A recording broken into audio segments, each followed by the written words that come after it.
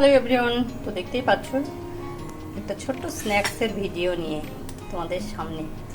তো কি তৈরি করছি হচ্ছে পাউরুটি টোস্ট, দই টোস্ট। এটা দই, তো দইটা কীভাবে ভিডিও কথা মাথায় ছিল না, ওর জন্য এটা তৈরি করে নিয়েছি। তো এটা কী দিয়েছি, এটা হচ্ছে দই দিয়েছি, বিট লবণ দিয়েছি, গোলমরিচ দিয়েছি, আর দিয়েছি ধনে পাতা দিয়ে এটাকে এভাবে ফেটিয়ে নিয়েছি এভাবে। তো এটা ভাজবো হচ্ছে হালকা ঘিয়ে, সেকবো, একদম বেশি তেলে দেব না, টোস্ট যেভাবে সেকে সেভাবে সেকবো। এটা ফার্স্ট টাইম করছি, দেখি কেমন লাগে খেতে। একটা ভিডিও দেখেই তৈরি করছি, আমি ভিডিওটা দেখেছি এর আগে। তো ঠিক আছে, চলো। চাটু গরম হয়ে গেছে, তো ঘি দিয়ে দিই।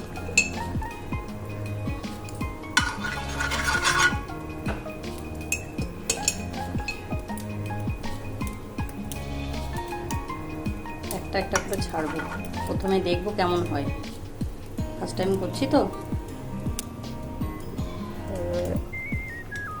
এটার মধ্যে ডিপ করবো। বাবা, গ্যাসটা বেশি হয়ে গেছে।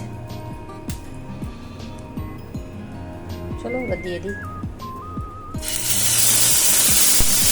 ও বাবা,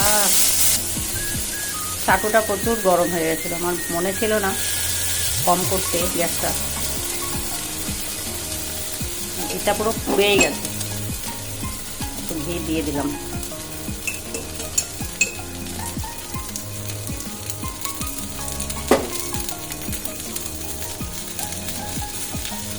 একটু লেগে যাবে, কারণ এটা ঘিয়ের তো, এই দই দেওয়া, ঘি বলছে, এটা দই দেওয়া আছে, একটু লেগে যাবে, চিন্তার কোনো কারণ নেই।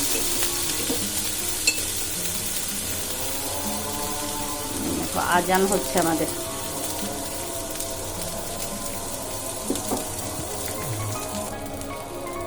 এভাবে উল্টে পাল্টে ভেজে নিতে হবে। ধনে পাতাগুলো বোঝা যাচ্ছে, দেখতে ভালো লাগছে। তো দেখো, এভাবে উল্টে পাল্টে ভেজে নিচ্ছি। হয়ে গেছে। এটা খুব বেশি ভাজা যাবে না, এটা নরম হয়ে গেছে তো ভাজার জন্য। তুলে নিই, একটা হলো। চলো দেখি আর দুটো ভেজে নিই। তো দেখো, আর একটা দিয়ে দিলাম। গ্যাসটা কমিয়ে ভাজলে না বেশি ভালো হচ্ছে।